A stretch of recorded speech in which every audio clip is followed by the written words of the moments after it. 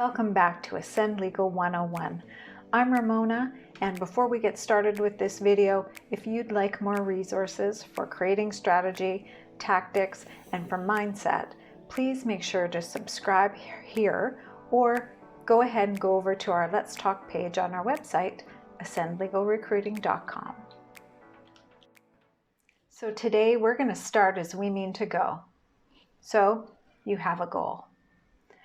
This is not a video series about goal setting. It's about updating or changing your corporate culture. So we're going to assume for the purposes of this video that you have a handle on your goals for your business and your practice, particularly your financial goals. Let's make sure that we're clear on our financial goal for the business. Often my clients or candidates are very reluctant to talk about money. But when we aren't clear about the money part, then oftentimes our results are murky. I work with a lot of people who talk a lot about serving their clients, but really their practices are all about making money.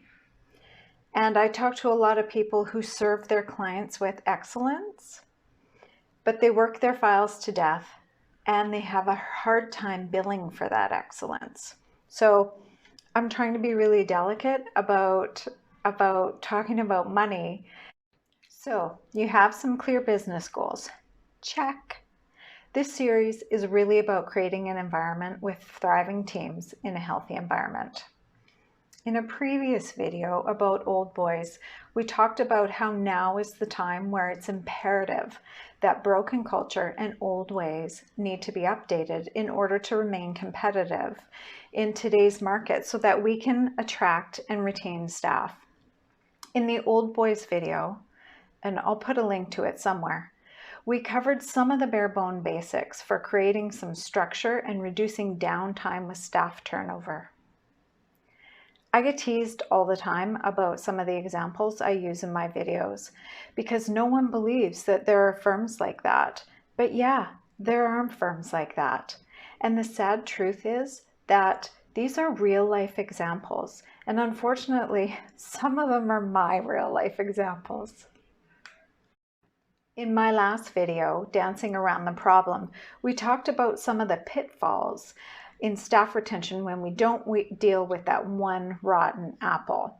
When it's especially problematic when that rotten apple happens to be our moneymaker or is a partner or an owner. In that video, we talked about how dancing around the problem can often lead to loss of staff, revenue, and reputation. The truth is that sometimes we don't mind if certain members of our team leave us. That actually solves the problem for us. Let's review. We have our business goals already. We know that attracting the right people are going to make all the difference in our business, and we have a baseline for onboarding. See Old Boys video. We have made retaining good employees a priority.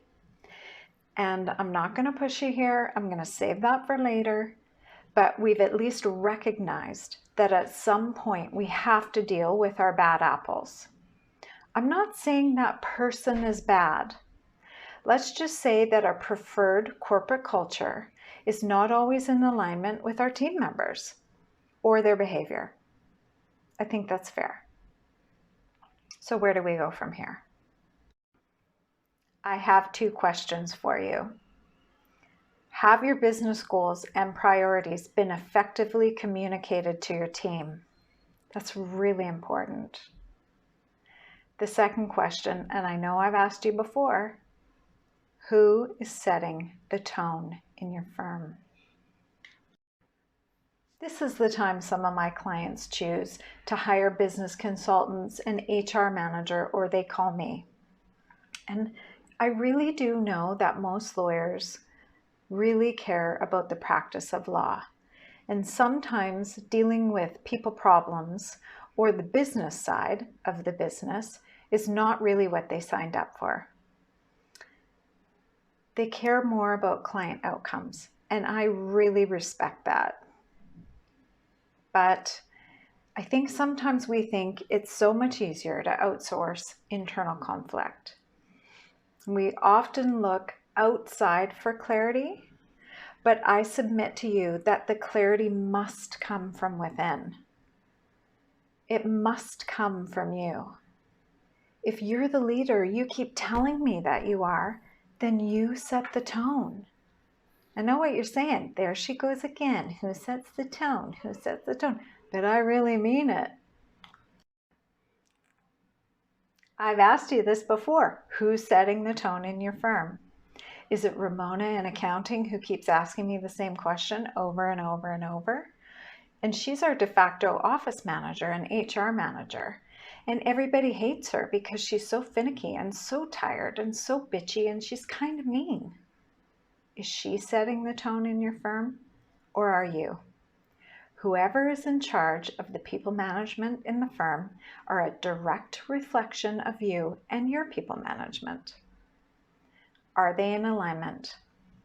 Are they clear in your vision and your goals? Again, have you communicated that to them? Are you clear on that? And how do we get clarity on that?